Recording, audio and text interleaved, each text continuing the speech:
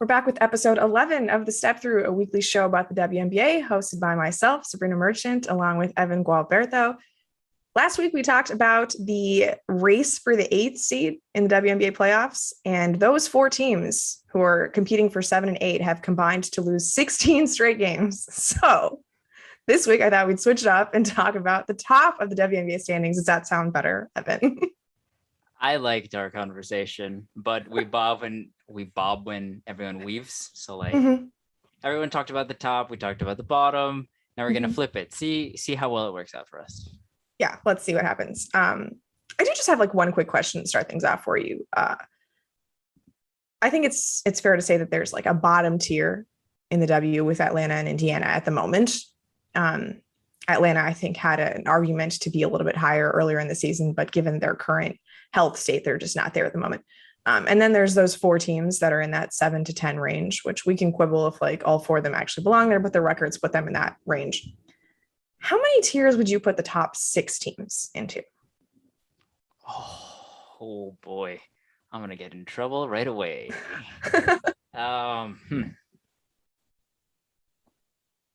3? 3. Okay. 3. So what would those 3 be? I don't know. No, I'm just kidding. Okay.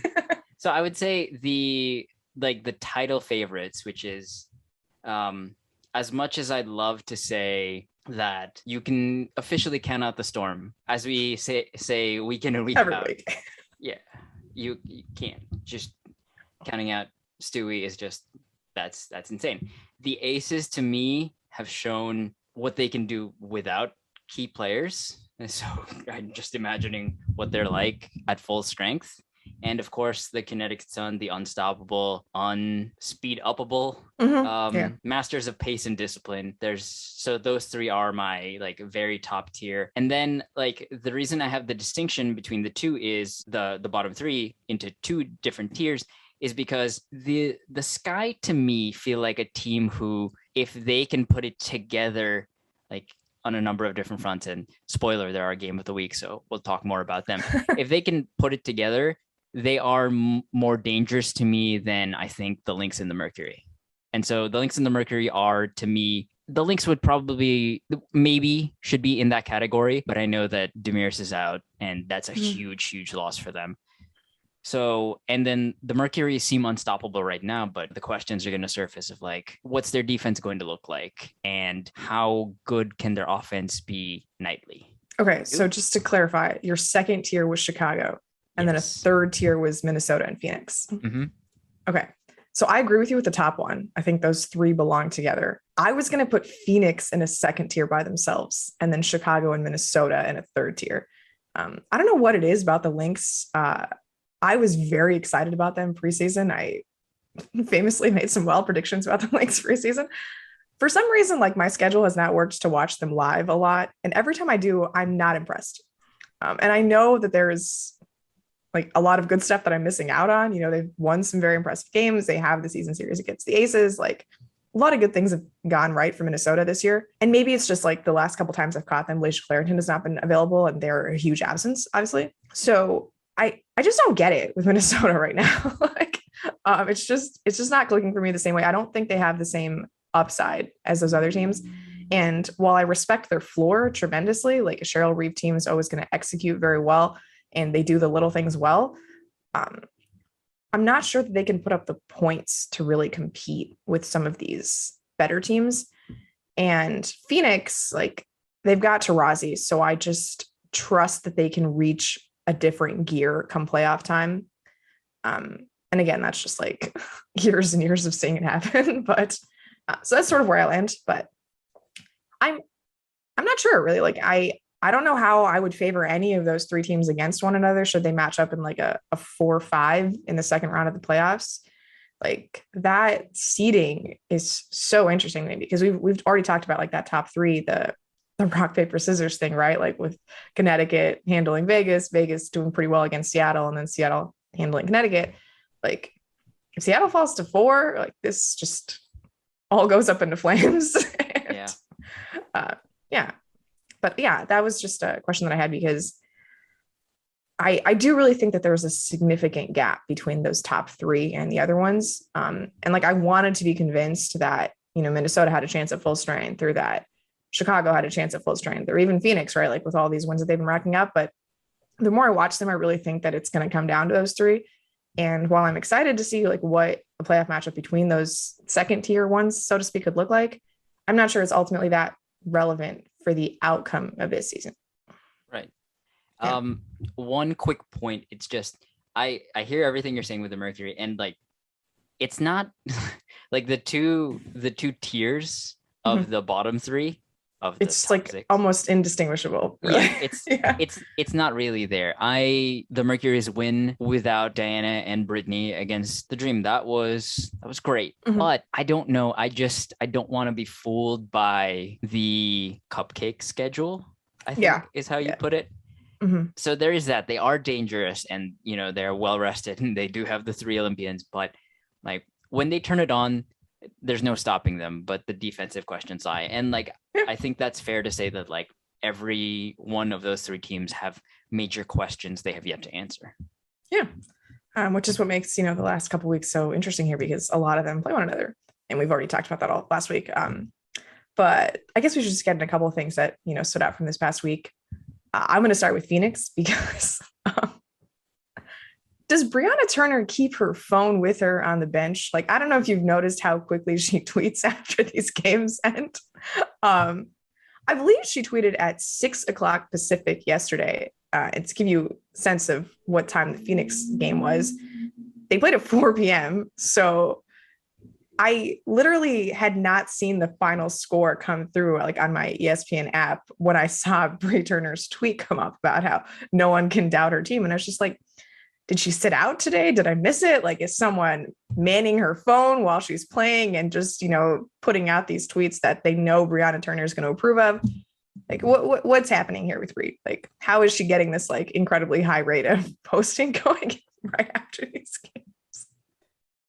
I'd love for it to be is that she pre-drafts a tweet. Oh, just schedules. And then like, well, not even schedules it, like in between quarters, she writes it up, and then like her PR person, like she'll give the nod to after the game, and then the person will hit send. That's what I like to think. That's a good idea. It's a good idea. Just like if we win like in a route, this is what I want to go up. If we win in a close one, this is what I want to go up. All right. I like that idea. But yeah, it's incredible. Love Bri Turner's game, by the way. It's so funny watching Phoenix without Brittany, because like a lot of it somehow like makes more sense sometimes with Bri at the 5. But then again, like, why would you ever not want to play Brittany Griner as much as possible? So yeah, just, it's a good problem to have lots of depth, and Bri's so versatile defensively that the fact that you just sort of don't use her that much offensively when Griner plays is like not that big of a deal, because that offense is coming from so many other sources on the Mercury. But yeah. Another thing I like this week, Briann January. What a freaking defender Briann January is. I don't know that Connecticut can put a convincing defensive player of the year case for any of their players, because how do you choose? Like, Jasmine Thomas has the best individual defensive rating out of all of them, for whatever that's worth. And, head of the snake point of attack defender, Briann January gets a lot of the best perimeter threats. Like, she was, I think, the primary defender on Arike for a lot of that game that they played against Dallas on Tuesday, which, I mean, did Dallas show up? Like, what was that? But I think I tweeted this, like, the Sun held Asia Wilson to a 1 of 15 game 2 weeks ago.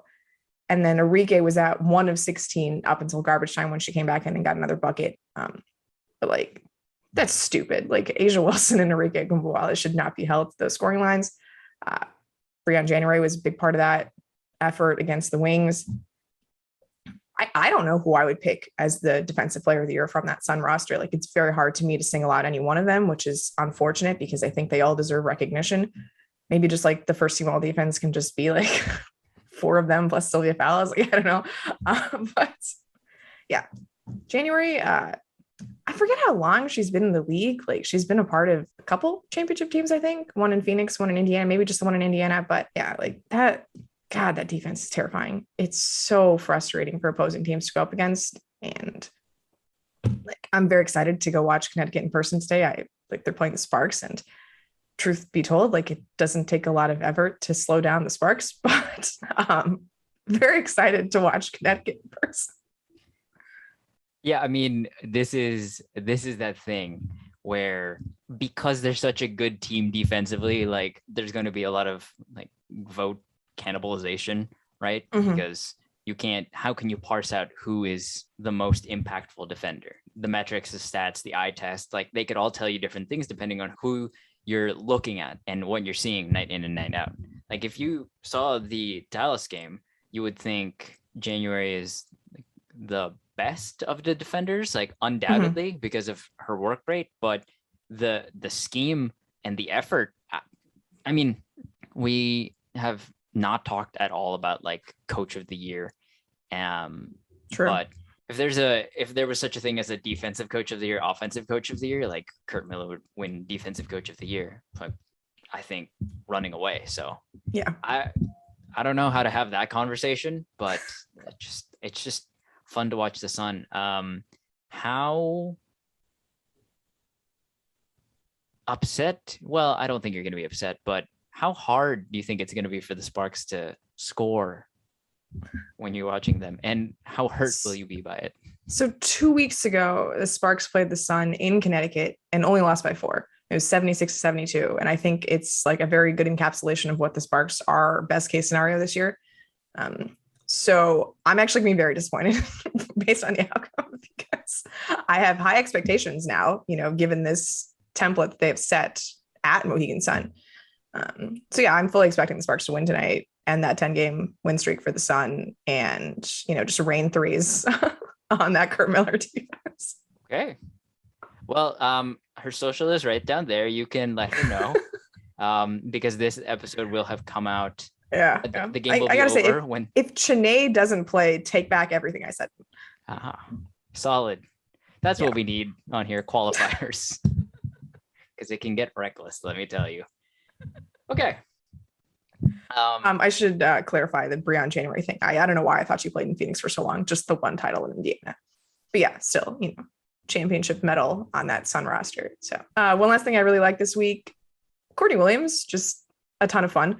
The Atlanta Dream put out a video of like her and was it Tiffany Hayes hitting half court shots back and forth against one another. And the Atlanta Dream finally won a game this week too. They beat Dallas since the last time we recorded, which got a devastating loss for the Wings in terms of this playoff chase. But I love her game so much. There was a lot of talk about Deanna Nolan this week, who didn't make the W25 list. And she's sort of this old school prototypical 2-guard who just got a ton of elevation on her jumper. And just Courtney Williams to me seems like the spitting image of her in terms of the modern day equivalent. And I just love watching her score just so much. And I don't know where she's going to land next year, but I am very happy to get as much Courtney Williams in my life as possible. So that's all I wanted to say about her. Yeah, I mean, there's no situation she could end up in that she wouldn't elevate it, right? Whether it's just don't go to Indiana, Courtney. Yeah. I mean, she would elevate them too. They'd be league pass viewing for sure if nothing else was on. I mean, but like I think about Courtney Williams in the 2019 playoffs and how awesome she was. Like she needs to get back on a playoff team. Please. Just let it happen. Yeah, I completely agree. That's all I have. Yeah, because Courtney Williams is just amazing to watch. The highlights will be all over this segment, so it doesn't really matter what I'm saying. Anything stick out to you this week, Evan? You've said it all. Oh, I did? My bad. No. When I say stuff, it's rambly and long, and like it's a lot of edits where you're just like laughing but on mute, just to pull the curtain back a little bit for the viewers. It's a hard edit because I am just like get to the point and I'm listening to me. Anyway, there it is again. No, nothing stood out to me besides the things we're going to be talking about in the game of the week. The game that happened the night before this recording was the Lynx Aces game. And yeah, it was a chance for, I believe, Minnesota to prop themselves up into the top two. But that, yeah, you know what happened. So that was impressive. And we'll talk more about them in a second. Yeah, that's a good tease into our game of the week, Aces versus Sky, the one that happened on Sunday, the national TV game that Chicago won. I don't know how this happened, but Jackie Young is becoming one of my very favorite players to watch in the league. I'm not sure when it happened because generally I like players who take threes. Generally, a two guard who doesn't take threes, which I classify Jackie as a two guard, even though I think she nominally starts as a three in Vegas's offense. It seems like anathema, to like my style of like viewing. I've talked a lot about like Sydney Weiss and Marina Mabrey in terms of my aesthetic pleasures of watching the WNBA. Jackie is just this brute force. Like you can't move her. She gets to her spots, foul magnet. I was so upset watching the end of this game. I'm just gonna, look ahead a little bit where there's a 6+ minute break in the fourth quarter where Jackie Young doesn't play. And I just couldn't understand what Bill Laimbeer was thinking to not have her out there at this point of the game when like, is Quigley gonna have to guard her? Is, even Kahleah Copper, like I don't think she can guard Jackie Young. Worst comes to worst, Salute has to switch onto her. Like, yeah, I don't know what happened because like Jackie's obviously had like had a rougher start to her career, in terms of figuring out how to play in Vegas. But I think they figured out exactly what it is that she does well and how she fits into the rest of the system. And my goodness, it's just so fun to watch her go to work because you just can't move her. And I'm delighted every time she gets the ball in the post and it's like, oh, good luck. Like, this is going to be a challenge to whoever's guarding her. Well, I can think of one main reason why you're a fan of Jackie Young. Oh, good. Has to do with the school she attended. I think also too, 3-on-3, it sort of that we talk about the Olympic team and like that pressure cooker, all of that stuff. But 3-on-3, like every one of those players are playing well, and we got three of the four players, in this game. So, I mean, she's so much fun. We talked about her, I believe, in episode 1, how she has turned herself into this just powerhouse, and every single time we've talked about the Aces, she has been mentioned. So, I have some Jackie stuff, but we'll get to that in a bit. I mean, why don't we just start with the beginning of the game? What stood out to you from this Aces Sky game?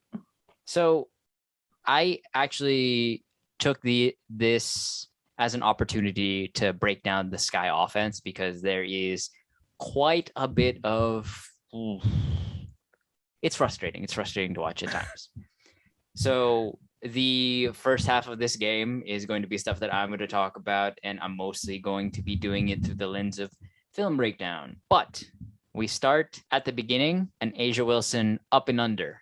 Don't know if it qualifies as a step through. Let the people decide. But it is an up and under. She got a flyby and a step through. So I just wanted to point that out. And then because we're going to be getting into a lot of Sky stuff, I thought I'd revisit one of the things we talked about before is this floppy blind pig action that the Aces run.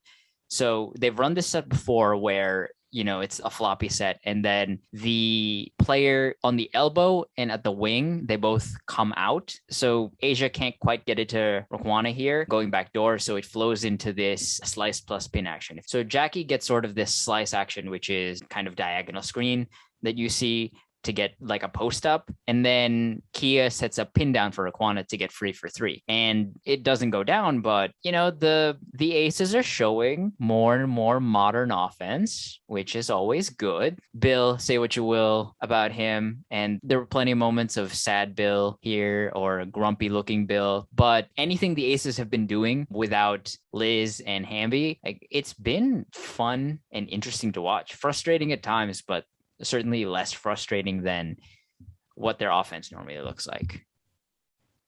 Okay, so first play we're going to look at for the Sky is one of my biggest issues with them. So beautiful action that goes nowhere, and then somebody takes a bailout shot. So here, double stagger for Allie. And then it goes right away into this Miami action for Diamond. And if you look at it right here, after she gets this handoff and then this ball screen, Jackie gets hung up on it and Asia is behind. So Diamond can either like attack or dribble pull up or like step behind the 3-point line for 3. She doesn't. And like, I understand that she is not a left-handed player, so she's driving to her left to her weaker hand going middle. But it's a couple of dribbles, Jackie recovers, and then they flow into like this handoff on the side. And then Candace gets the ball and attacks. And like all that great action in the beginning ends up as a long 2 because they ruled that her foot was on the line. It turns into a long 2 for Diamond. So it's just like this fantastic stuff. And then nothing, and then somebody has to go bail us out. Like, that's I think the biggest frustration with this guy. If you were a fan of Terry Stotts, you don't have to be, it's not a big deal, but this looks like it's straight out of the Terry Stotts playbook. So Azariah sets this wide pin down for Diamond, who then flips it back to Allie and then flares off this Candace screen. But if you watch right here, it's actually Sloot's cut through that completely clears the help out. And then she gets the screen on the other side, but there's nothing back there. So more of that stuff, please. Get Diamond attacking into open space. That's always nice. Yeah, even that last one where like you said she wasted the advantage on the handoff. I'm not even sure that the advantage created by having Diamond like at the top of the key where she can pull up into a jumper is like the best case scenario, because there's a lot of other Sky players who'd be better suited for that particular position. Right. Yeah. And it's not even, so it's not that is a great point. It's not a criticism of Diamond necessarily. Mm-hmm. It's just like, it's a symptom of the entire team, is that right. It seems like you can run these like great sets and then something's off, because I think you'll see on this next one, it's a double stagger for Diamond. And then she goes into Miami action for Lexi Brown, and then Lexi swings it across for this blind pig action between Dolson and Sloot. And then, they play a 2-person game on that side, attack, and eventually Lexi's going to drive and Dolson's going to space out to hit the jumper. And it's just like that stuff it looked better, right? Because now you have Diamond as the handoff option. She can go fake the handoff and keep it and then turn the corner, which is she is much more lethal at. And I know the value of interchangeability. That's really what has helped this guy manage these like so offensive stretches. Having designated spots or players start in designated spots so they end up in certain places in the action, like I think that will go a longer way. And like this is just some guy criticizing James Wade, who's won a Coach of the Year, right? But I'm not saying he's a bad coach. I'm simply saying that like there are times where it feels like it could just be a little bit better if he was more I blanked on the word. Rigid? Or yeah. Well, yeah. If he was more rigid with like where people start. And then another thing that I really like is Diamond guarding Plum on the perimeter. And I'll start calling her Plum from now on, because like the Kelsey thing is too much for me.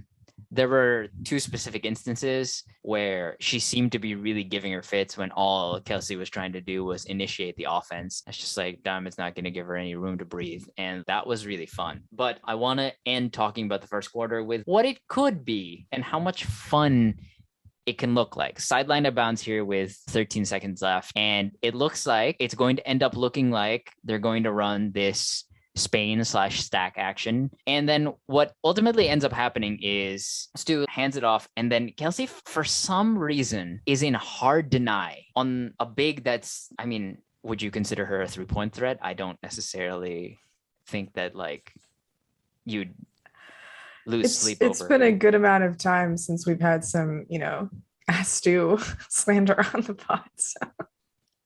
Yeah, but I mean, good to bring it back. A throwback to the original viewers. Enjoy that. So it's not even necessarily that it's a Stu. It's just, why are you in hard deny on that? It's just, a weird defensive choice. Yeah. Yeah. And so Copper is in position on that back screen, but because the screen is being denied, then they just flow and Asu like cuts through. And that means that Jisoo has to tag the cutter. And that leaves Steph Dolson wide open. And I don't think that Steph Dolson cared very much for that Kelsey Plum closeout anyway. I don't think it bothered her regardless, but it's confusing decisions there. So like that's yeah. I mean, that's the kind of thing that you see too when like you're playing with Jisoo Park instead of Arike Hamby in that position, or just those little mistakes that come from unfamiliarity, or or Kelsey just trying to do too much. But yeah, that was kind of like a bummer when we were trying to pick a game of the week this week. Was just like no one was at full strength in any of these good games, right? Like that Phoenix game where they're missing Brittany Griner and Diana Taurasi, or like maybe that Minnesota Aces game could have been fun, but like, I mean, we end up picking Aces game anyway, just because like something had to be picked, but like a lot of players are just out all the time. And like, I think that we can learn about the Aces, even without Hamby and Cambage, but like, I mean, we're going to get to this later, but like so much of the fun I had was watching Kiah Stokes play defense, and like, is that going to be happening in the playoffs a lot? Like maybe something has gone wrong if that's happening. Yeah, that's true. But I mean, it's similar to the thing we talked about last week, and the thing we've talked about on multiple episodes now, is that like when players are out, it provides the opportunity for players on the back end of the rotation to step up and be able to show what you can do. And the later you can prove it in the season, the more trust you can earn, because now you know what the offense can really look like without Liz. And normally no Liz means Hamby is in. No Hamby this time. So now you're going to be able to better manage those lineups. And ultimately, I think this is going to be better for the Aces in the long term, because like, hey, if you know there's a 5-minute stretch, not a 5-minute stretch, but you can throw in Park or Stokes into, I was going to make a Stoke the Flames thing, but into the playoff intensity, like that stuff, that'll be good for you. Do I think it's going to happen? Like you're saying, like, no, something's probably gone very wrong, like major foul trouble, probably. But anyway, yeah. The point is weird defensive decision by Kelsey Plum. Yeah. And her 3x3 teammate, Steph Dolson, takes full advantage. Yeah. Quite odd. Shout out to Kelsey. When Kelsey comes into the game, or at least these are exclusive to the games that I've watched. When Kelsey comes into the game, it's a lot of, oh, okay, well, this is the mess we're in. Let me spend the first and early second getting us out of this mess. Like these bench lineups are buoyed by Kelsey doing what she does. And then, so if we jump to the second, the Sky here with like, here's some really confusing stuff. Flex action. Lexi goes to set this flex screen on Candace. And so Candace bumps, which means she rejects the flex screen and then uses the down screen. You don't need to know what bump means, really. I just wanted to say it.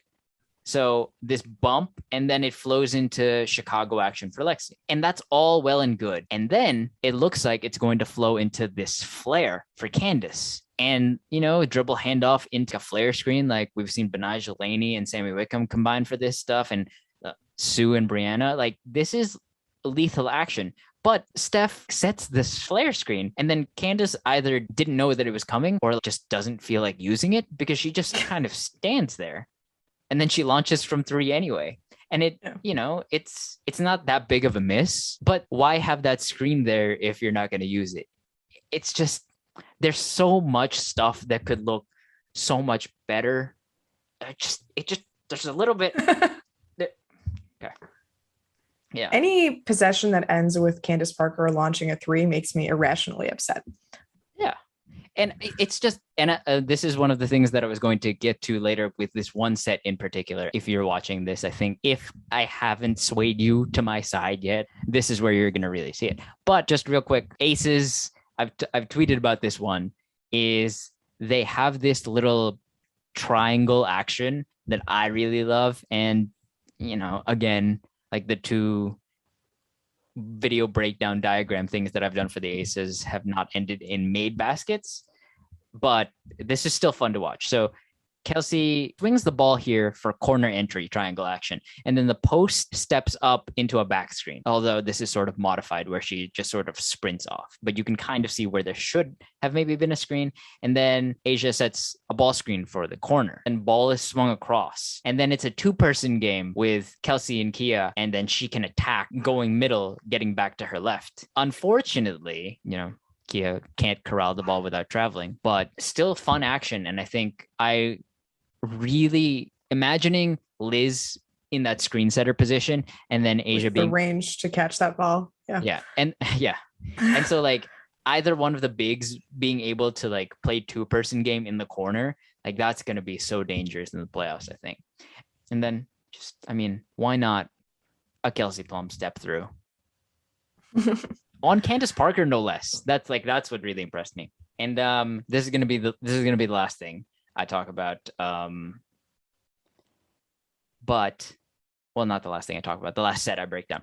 So here's my major source of frustration. Candace Parker being used as a screener almost exclusively.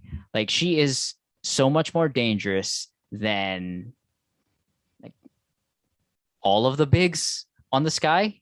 But so Candace comes down with the ball and then it's a swing to Salute and then she turns around and sets a screen for Allie. And then she cuts down and through. She, I guess, ghosts the screen for Salute. And then they turn around and they run this Miami action or it looks like it's going to be Miami action, but then Candace just spaces out to the top of the key. Then it's a shot fake, pump and drive, and one. But like you used Candace as a screener there until she catches the ball at the top of the key and then attacks. Why not have her attack in early offense? Why have that be the bailout option, So it's just that to me.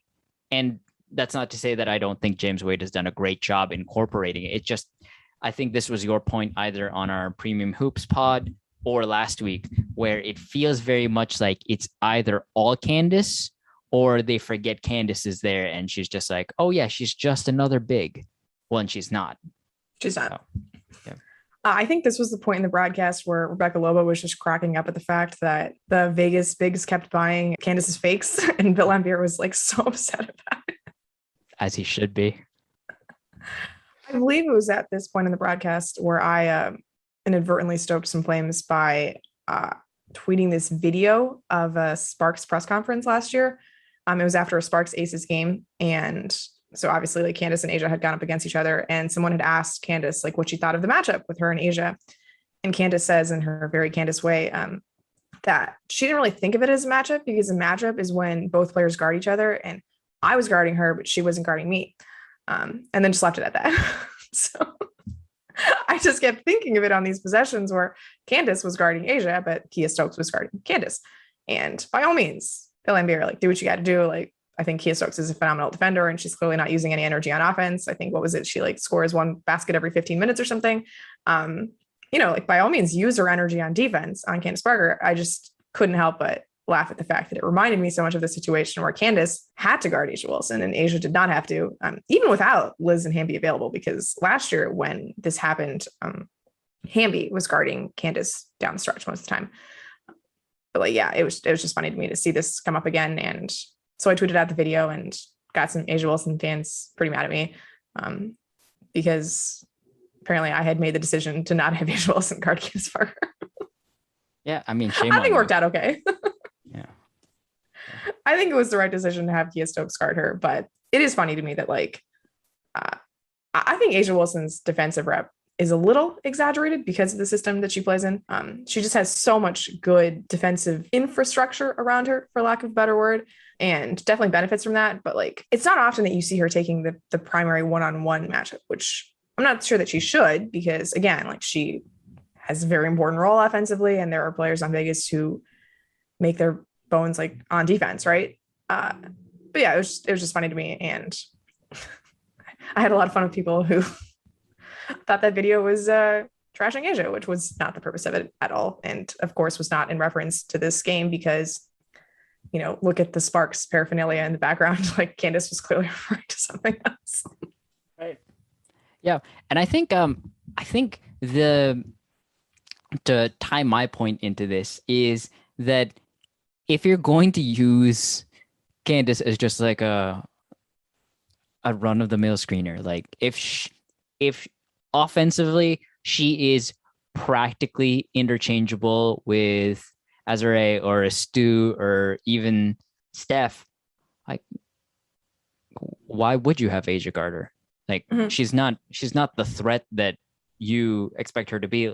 Do you want Asia out at the 3-point line, like with her hand up on Candace? That's not really, it doesn't benefit your defense in the least to do that. So in the playoffs, if we see this matchup, these are going to be interesting decisions that Bill will have to make. But at no point did I feel like Asia was like ducking the matchup or no, like not at all. Bill was avoiding it. It's the way they use both players. And this.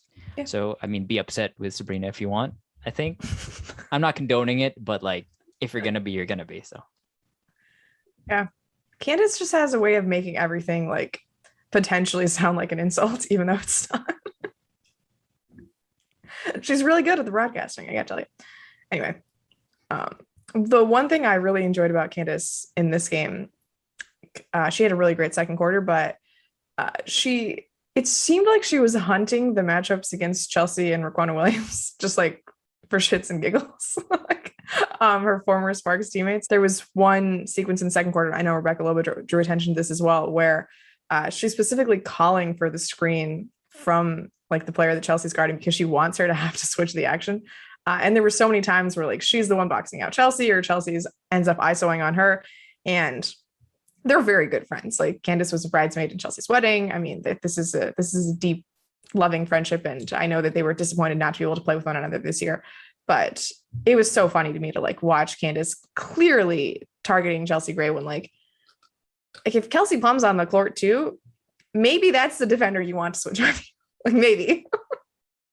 But it's just so much funnier if it's Chelsea Gray.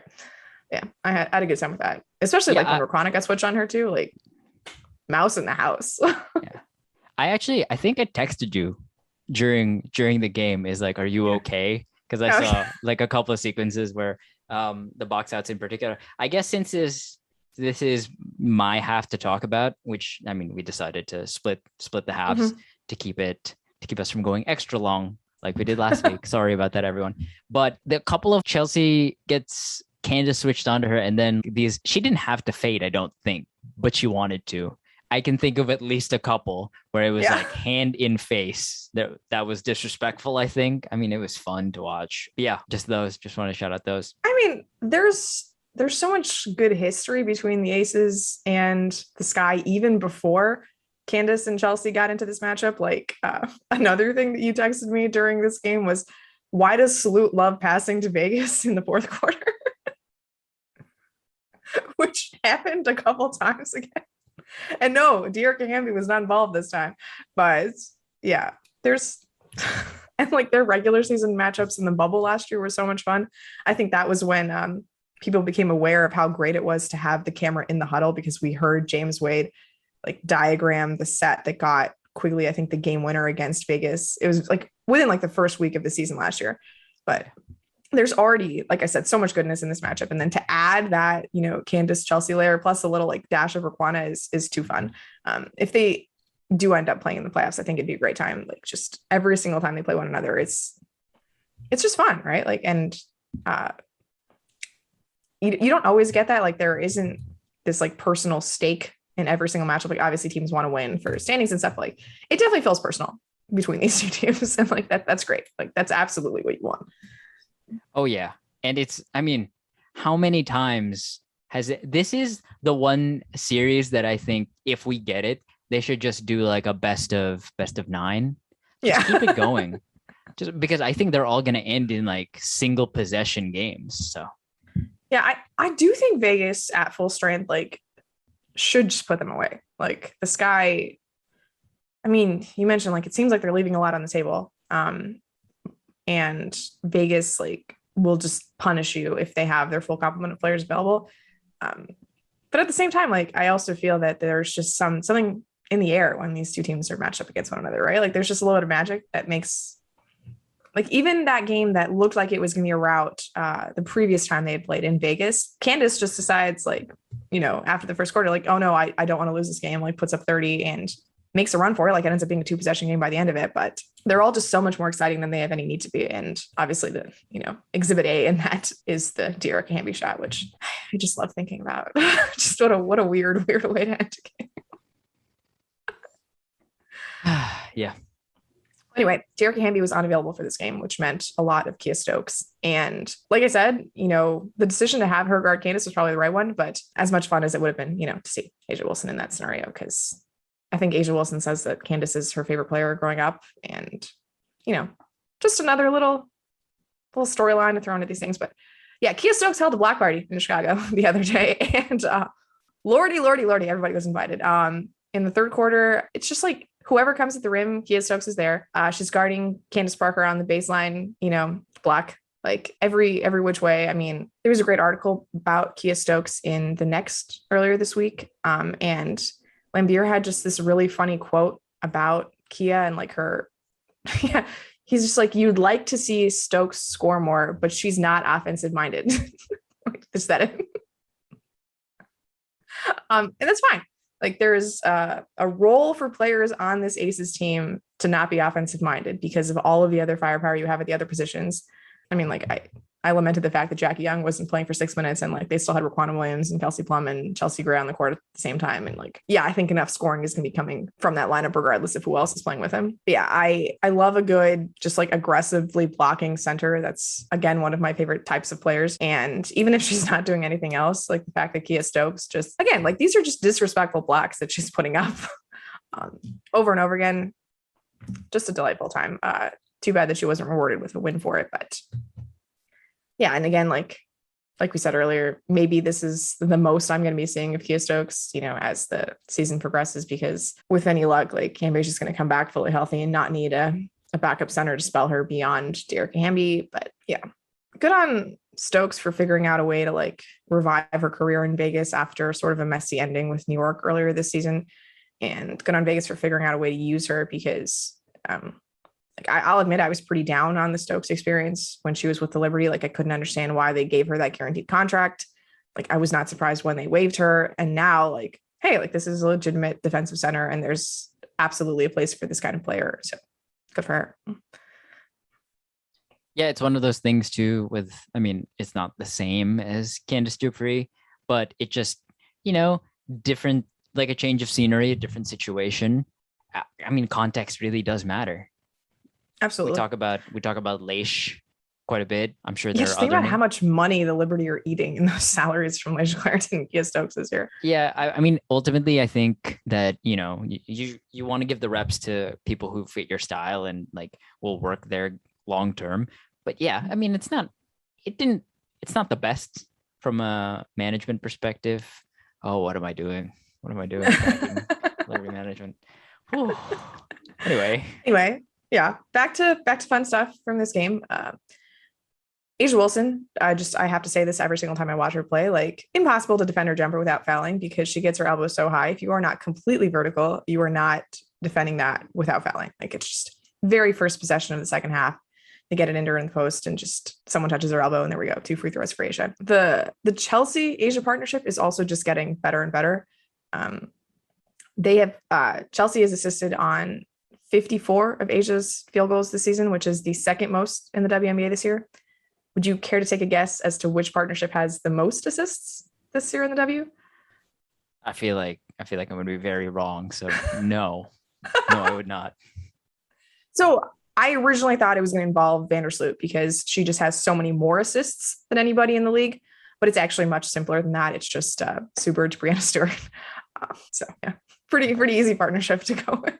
But yeah, Chelsea Gray and A'ja Wilson, only 3 assists behind them. So, and the fact that they've been playing together for so much less time than Bird and Stewie suggests that they are on a very good pace in terms of developing their chemistry. And just watching them run the pick and roll, A'ja knowing when to slip depending on the defensive coverages. Like there was a play with about 7.5 left in the fourth quarter where they're trying to ice the pick and roll. So A'ja slips to the basket and it's just easy finish. Like that dynamic between the two of them has come together, I think, faster than I would have anticipated, which probably was just me being bitter about Chelsea Gray leaving the Sparks.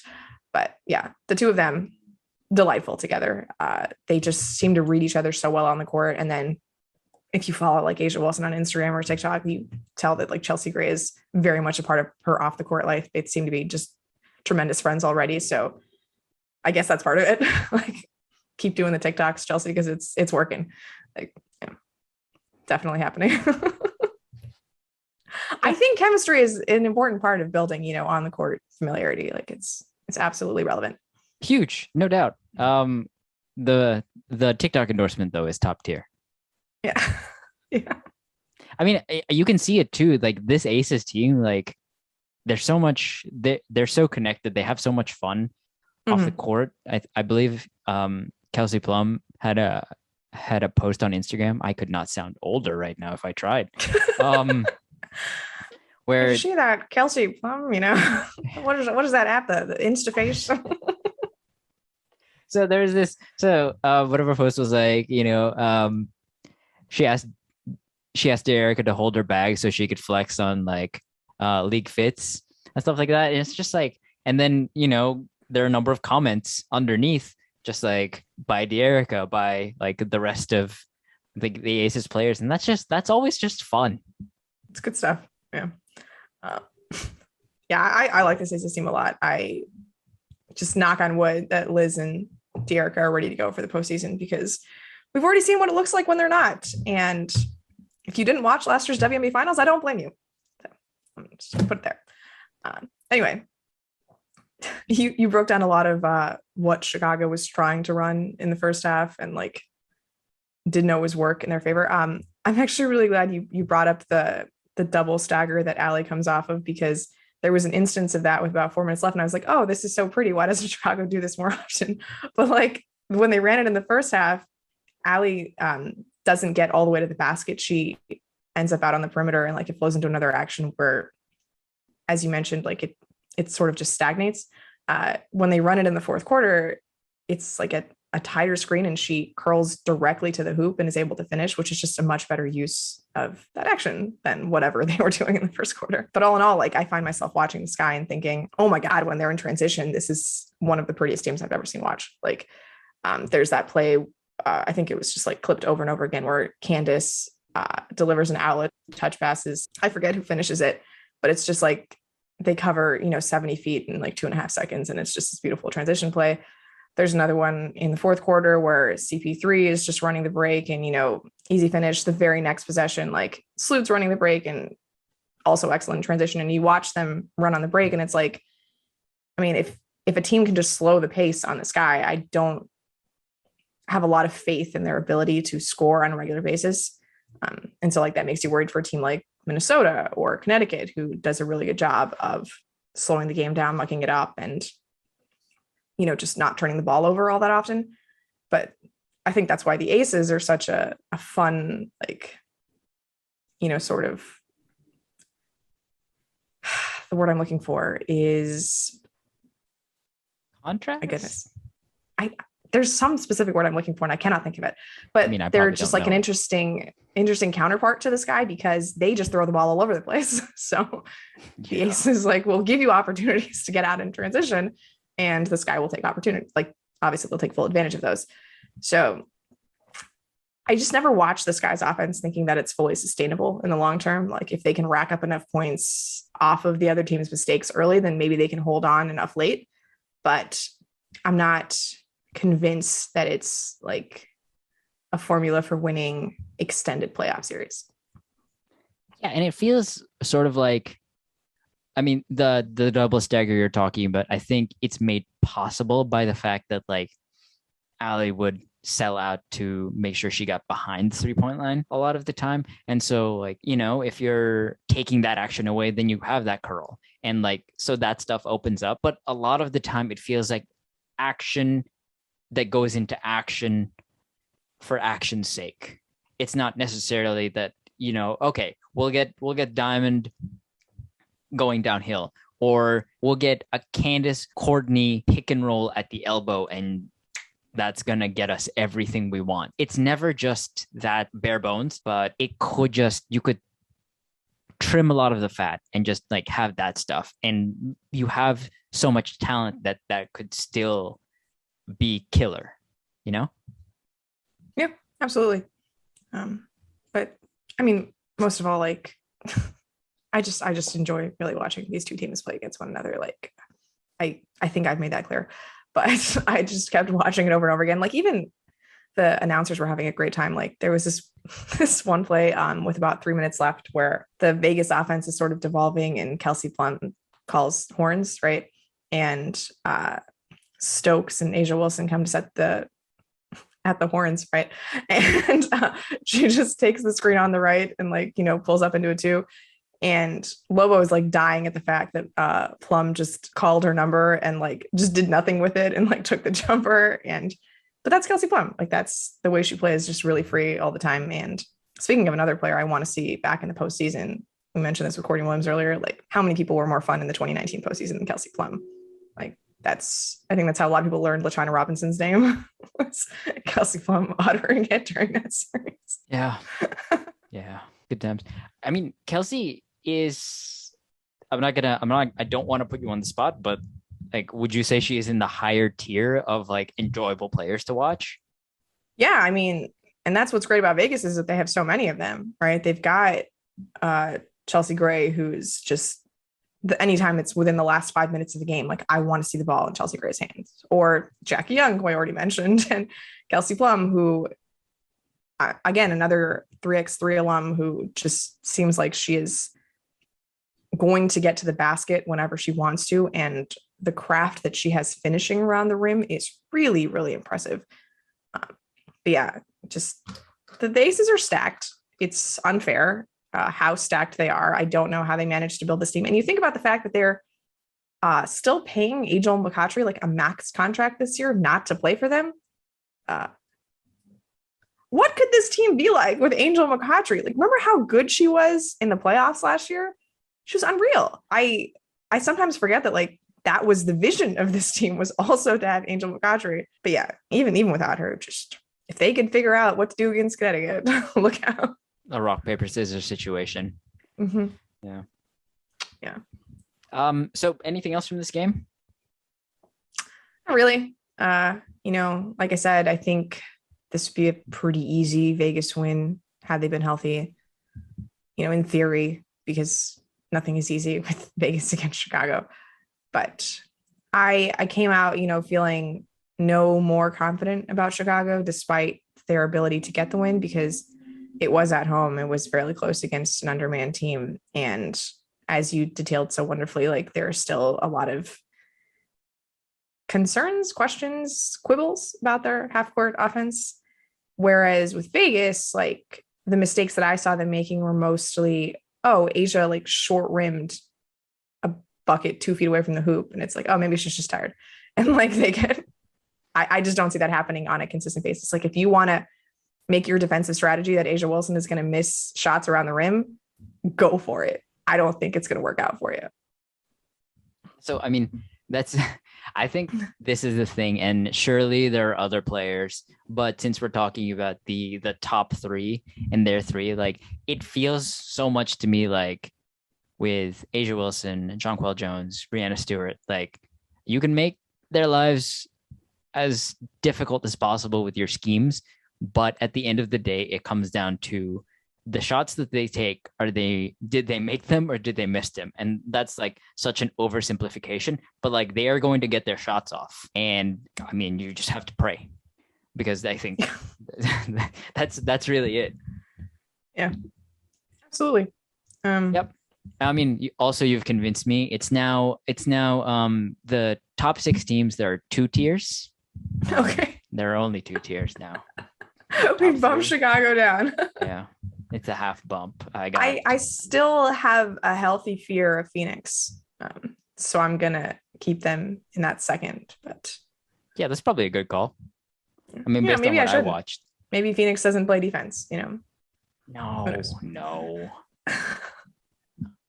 Well, I guess I would be remiss if I didn't talk about how bummed out, since we're talking about being bummed out, the Elena Delle Donne news makes me. Oh, yeah. So that is the opposite of what I'm looking forward to. But maybe you can help pivot me out of this slump. What are you looking forward to? Well, at the risk of, furthering the bummed out train, Are you still interested in seeing the Mystics in the playoffs if they don't have Delle Donne? No. If the Mystics were hosting a playoff Yeah, game, but then they yeah, would sure. be 7 or 8. Yeah. So That's no, fair. I'm not. I mean, Tina Charles is Tina Charles. So Yeah. Yeah. I mean, I mentioned this last week. I'm very excited to see Arike in the playoffs. So, hopefully Dallas doesn't screw that up, but they're trying. The beauty of it, as we mentioned at the top of the show, 16 straight losses for those 4 teams, theoretically attempting to make the playoffs. What I am looking forward to is one of them winning a game. So maybe it'll happen. Technically has to happen because they do play each other at some point. Okay. The Sparks close the season against the Wings and the Liberty close the season against the Mystics. So maybe by the next time we record it, it won't have happened, honestly. Like maybe they will all have still lost by then. It's potential. Well, that is a bummer. So how many games does, off the top of your head, do you know combined how many games they have left? The Liberty, I think, have 3. The Sparks have 4. The Mystics had more. Yeah. It rhymes. But yeah, I would say probably like 13, maybe. What's because I think based on what you described, 2 of them have to. There have to be at least 2 wins in there. What's the over under? Okay, so a couple of them do play Atlanta in that stretch. So there's at least 2 wins, just by default. And then if we add the Atlanta ones, I guess like 4.5. Okay. Yeah. So you're taking the way under on that. I already told you the Sparks are going to beat the Sun tonight in Los Angeles. That's right. So all that has I to have to take the over. Okay. All right. Well, we can look forward to that then next week. If the Sparks beat the Sun, it will already be the game of the week. Like, it's going to happen. We'll just do an emergency pod. Okay. Well, I mean, unless you have anything else. Yeah. Question mark. So yeah, that'll be my answer to what sparked joy next week too, because they haven't played since we last recorded. I do want to plug something I wrote about Arella Guirantes, which lives on silverspringroll.com. So if you're at all interested in the stylings of the Sparks second round pick, who has one of the funnier social media presences, although she's toned it down a little bit over the course of the season, yeah, you should read that. Classic Derek Fisher, bringing people down. Oh man, that's me saying that. To be clear, that's me. Okay, well, link below, and we'll see you next week. Bye.